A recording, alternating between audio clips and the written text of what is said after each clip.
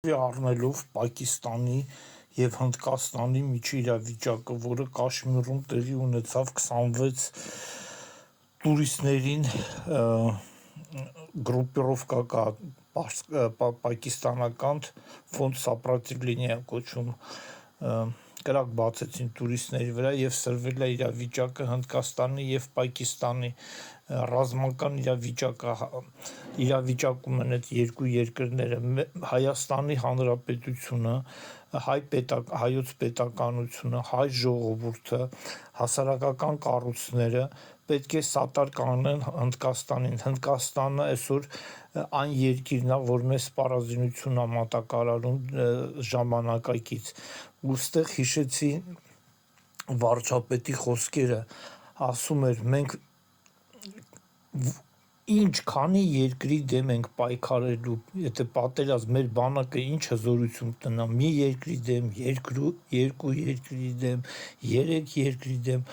ու պարոն Նիկոլ Փաշինյանը Հայաստանի տնտեսությունը հնարավորություն չունի 3-4 ու ընդհանրապես ոչ մի պետություն չի կարող իր բոլոր թշնամիների հետ պայքարի, դրա համար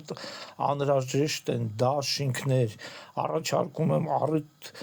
բաց չթողել, սատար կանգնել, հզոր սատար կանգնել Հնդկաստանին և այս հիմքի վրա ստեղծել հայկական ռազմական դաշինք, հաշվի առնելով առաջի և երկրորդ համաշխարհային պատերազմը, դրանց հետևանքները և դրա միջի մեր բնական դաշնակիցների հետ կնքել նոր ռազմական դաշինք, հակակշիռ ենթադրենք Թուրքիայի հետ կարող լինի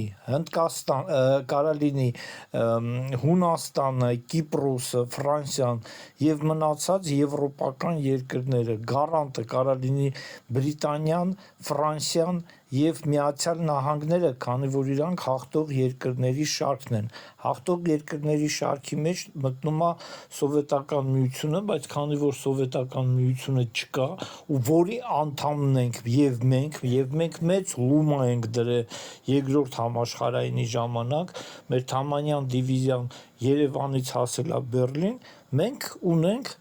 հարց և պատասխան մնացած երեքի հետ, Ֆրանսիայից, Բրիտանիայից և Միացյալ Նահանգներից, հարցերից մեկը կայանում է ոնց եք դուք տեսնում, ինչ սահմանների մեջ եք դուք մեզ տեսնում,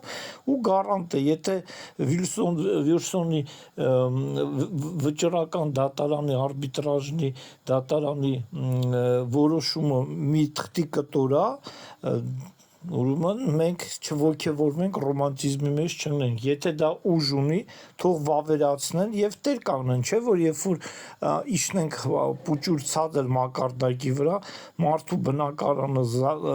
գրավել են, նա ինչ է դիմում, եթե իր ուժը չի հերիքում, ոստիկանության է դիմում, ասում է սա իմ օրդերն է, սա իմ տունն է, մեր տունը գրավել են, մենք էլ մտածում ենք ինչ քարտեզներով պիտի գնանք, մեր դիպլոմատիան պիտի տեղափոխվի մեկ ուրիշ դաշտ տեղափոխվելու համար մենք պիտի անենք քայլեր, բացի տնտեսական քայլերից, ռազմաարդյունաբերական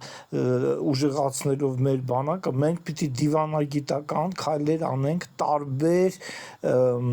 տարբեր հարթակների վրա, հարթակներից մեկը այն է, որով այսօր շարժվում է Հայաստանի Հանրապետությունը և հարթակներից երկրորդը կարող է հանդիսանա նա, որ մենք դաշնակից երկրներ ենք փնտրում, բնական դաշնակից, ոչ թե արհեստական, որով մինչ այսօր տարբեր կազմակերպություններ գոյություն ունեն, Թուրքիան ՆԱՏՕ-ի մեջ է, բայց միակ երկիրն է, որ ՆԱՏՕ-ի ոնց որ մեկ ուրիշ անդամ լինի և այդպես շատ տարբեր երկրներ կան, մի խոսքով ես որպես Հայոց ազգային բանակի կոմսը Հետանոս Տիգրանը դիմում եմ իմ բոլոր ընկերներին, հասարակական կառույցների